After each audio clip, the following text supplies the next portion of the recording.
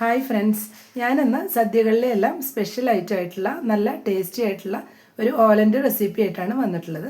അപ്പോൾ അതെങ്ങനെയാണ് റെഡിയാക്കുന്നതെന്ന് നോക്കാം. വീഡിയോ ഫുള്ളായി കണ്ട ശേഷം ഇഷ്ടപ്പെടുകയാണെങ്കിൽ ലൈക്ക് ചെയ്യാനും ഷെയർ ചെയ്യാനും സബ്സ്ക്രൈബ് ചെയ്യാനും മറക്കരുത്. കൂടെ തന്നെ സബ്സ്ക്രൈബ് ബട്ടൻ്റെ തൊട്ടടുത്തുള്ള ബെല്ലൈക്കൺ ഒന്ന് പ്രസ് ചെയ്ത ശേഷം അതിലുള്ള ഓൾ എന്നുള്ള ഓപ്ഷൻ ഒന്ന് എനേബിൾ ചെയ്ത് കൊടുക്കണേ. അപ്പോഴാണ് ഞാനിടുന്ന പുതിയ വീഡിയോസിലെ നോട്ടിഫിക്കേഷൻസ് ആയിട്ട് എല്ലാവർക്കും ലഭിക്കുന്നത്. ഓലൻ ഉണ്ടാക്കാനായിട്ട് 1/2 കപ്പ് ഉണക്കപ്പയറാണ് എടുത്തിട്ടുള്ളത്. വെള്ളത്തിലിട്ട് കുതിർത്ത് വെച്ചതിന് ശേഷം 1/2 കപ്പാണുള്ളത്. ആദ്യം നമുക്ക് ഇതൊന്ന് വേവിച്ചെടുക്കാം. പയറിപ്പോൾ കുക്കറിലോട്ട് ഇട്ട് കൊടുത്തിട്ടുണ്ട്. ഇതിലേക്ക് അല്പം ഉപ്പും കൂടെ ചേർത്ത് കൊടുക്കാം. ഈ പയറിൽ പിടിക്കാനുള്ള ഉപ്പ് ഇപ്പോൾ ഇതിൽ ചേർത്ത് കൊടുക്കുകയാണ്. ഇതിലേക്ക് കുറച്ച് വെള്ളം കൂടെ ചേർക്കാം.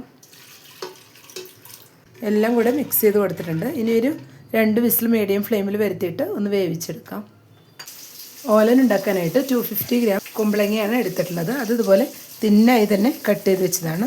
ഇതുപോലെ തിന്നായി കട്ട് ചെയ്ത് കൊടുക്കുമ്പോഴാണ് കുമ്പളങ്ങ പെട്ടെന്ന് തന്നെ വെന്ത് വരുന്നത്. ഇത് നമുക്ക് ആദ്യം വേവിച്ചെടുക്കാം.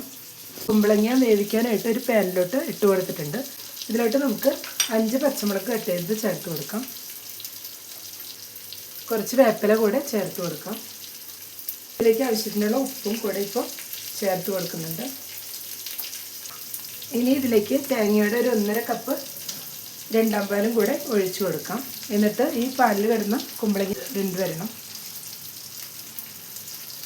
എല്ലാം കൂടെ ഒന്ന് മിക്സ് ചെയ്ത് കൊടുക്കാം.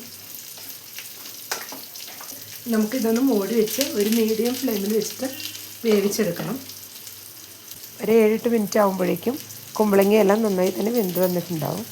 ഇപ്പോൾ തേങ്ങാപ്പാലെല്ലാം വറ്റി കുമ്പളങ്ങയെല്ലാം നന്നായി വെന്ത് വന്നിട്ടുണ്ട്. ഇതുപോലെ മീഡിയം ഫ്ലെയിമിൽ വെച്ചിട്ട് നമ്മൾ വേവിച്ചെടുക്കണം. അല്ലെങ്കിൽ തേങ്ങാപ്പാൽ പെട്ടെന്ന് തന്നെ വറ്റിപ്പോയി കുമ്പളങ്ങയൊന്നും ഇതുപോലെ കറക്റ്റായിട്ട് വെന്ത് വരികയില്ല. ഇനി ഇതിലേക്ക് നമുക്ക് തേങ്ങയുടെ 1/4 പാലും കൂടെ ഒഴിച്ചു കൊടുക്കാം. 1 കപ്പ് കട്ടി തേങ്ങാപ്പാലാണ് ഒഴിച്ചു കൊടുക്കുന്നത്.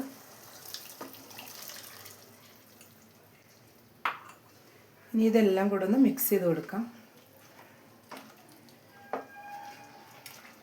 ഇതിലേക്ക് നമ്മൾ വേവിച്ച് വെച്ച പയറും കൂടെ ഇപ്പോൾ ചേർത്ത് കൊടുക്കുകയാണ്. ഇനി എല്ലാം കൂടെ ഒന്ന് മിക്സ് ചെയ്ത് കൊടുക്കാം.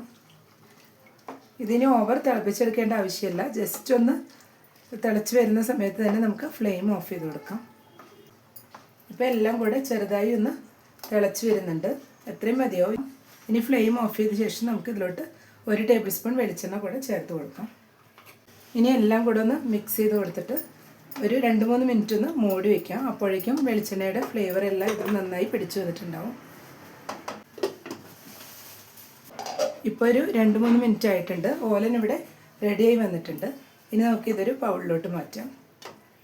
ഓലൻ റെഡി ആയിട്ട് ഇപ്പോൾ ഒരു ബൗളിലോട്ട് മാറ്റിയിട്ടുണ്ട്. അപ്പോൾ എല്ലാവരും ഇതുപോലെ ഒന്ന് ട്രൈ ചെയ്ത് നോക്കുക.